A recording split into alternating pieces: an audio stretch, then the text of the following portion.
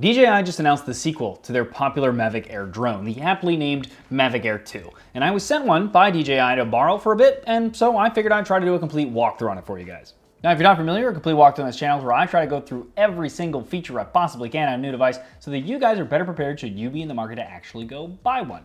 With that said, there's a lot to go through. So let's get started with the hardware.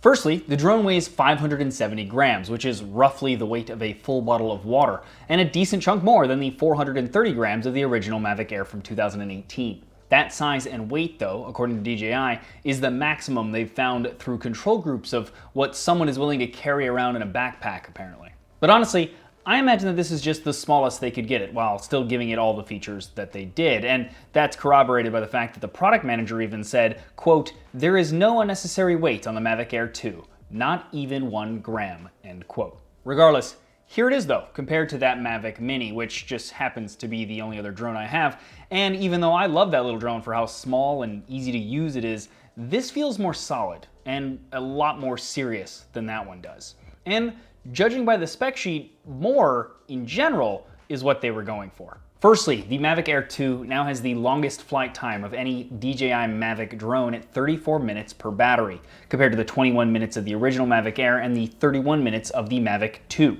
It's also the first DJI drone to support up to 4K at 60 frames per second, and it can do so and 30 frames per second at 120 megabit per second data rate, versus the up to 4K 30 at 100 megabit per second of the original Air, the Mavic 2 Pro, and Zoom. And it also supports either 120 or 240 frames per second 1080p slow motion.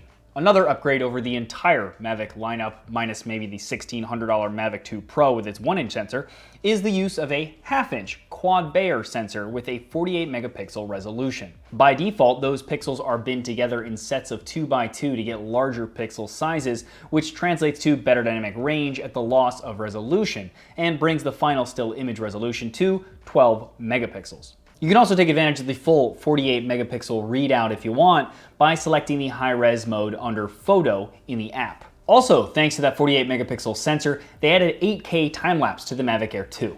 Unfortunately, that feature isn't available on this unit as it's coming out in mid-May via a software update. But essentially, I imagine they just take photos using at least 33.2 megapixels of that sensor, the equivalent of 7680 by 4320 resolution, which is 8K, that the drone can then stitch together into a video as it does with a 4K time-lapse.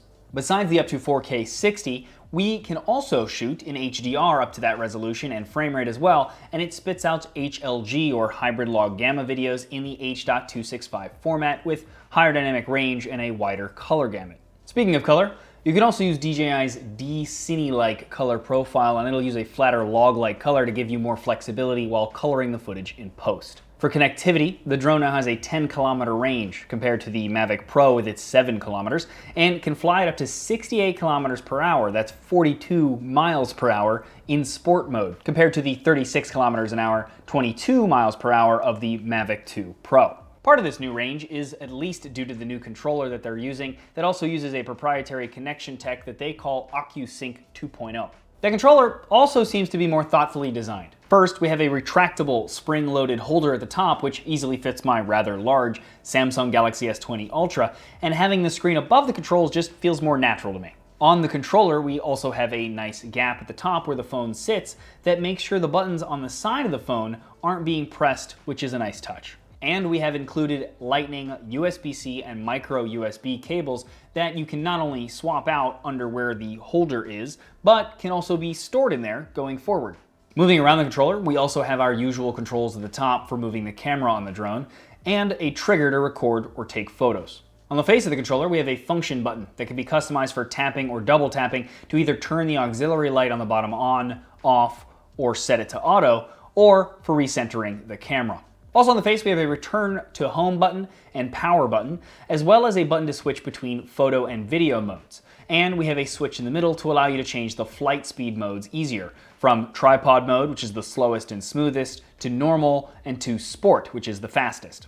On the bottom, we have 2 spots to store the removable joysticks and a USB-C port, while on the back, we have a large speaker that is louder than before, apparently. Moving on to the software, the drone uses the simpler DJI Fly app that debuted along with the Mavic Mini instead of the DJI Go app that most of their Mavic lineup uses. But they have added features particular to this drone. Firstly, we have 3 new focus track features that can be accessed by tapping and dragging a box around a subject on the screen, and then you can choose from 3 options. We have Active Track 3.0, which unfortunately I couldn't really test this safely here, so I tried as best as I could in the studio indoors, but I know that's not quite the best example. But the concept here is that the drone will follow that subject and try and maintain a similar distance at all times, while also now dodging obstacles using a new mapping technology and flight path algorithm according to DJI. It even supposedly can reacquire a subject even if it disappears from the shot and reemerges. Then we have Point of Interest 3.0, which lets you set up an automated flight path around the selected subject, and apparently this has been updated to track better than it did in the last iteration. And finally, we have Spotlight 2.0, which is found in the more professional Inspire 2 drone. It will have the drone keep the target within the frame at all times while allowing you to still control the drone's movement. Next, we have all of the quick shots that you're used to. We have Droney, which has the camera track a subject and then the drone will shoot back and upward. Then we have Rocket, which has the drone shoot straight upward from the subject. Circle, which is self-explanatory maybe, but it'll do a full circle around the subject. Helix, which is similar to Circle, but it does a spiral outward and upward. Boomerang, which circles the subject in an oval pattern and kind of ends where it began, hence boomerang. And finally, Asteroid, which flies upward like Rocket, but ends the video with this small world effect. Now, you can take photos in 12 or 48 megapixels as mentioned, but you can also shoot using their Smart Photo option, and that has 3 modes. First, we have scene recognition, and this uses algorithms for determining the type of scene you're shooting between a sunset, blue skies, grass, snow, or trees to alter the color and saturation. Now, this sounds a lot like the AI camera features found in phones nowadays that I'm not really a fan of, so I probably won't be using this on here either. Speaking of features borrowed from phones, we have Hyperlight, and this takes multiple photos at varying levels of exposure, including long exposure shots, to create a better low light image, and it sounds a lot like night mode on phones, which, if you want to learn more about how that works, I actually did an explainer video in my new Decoder series on the channel that I'll link here. And finally, we have HDR Photo, which is similar to Hyperlight in that it takes photos at varying exposure levels and then combines them, but it's used more to balance out various lighting within a shot instead of seeing in the dark, as it were.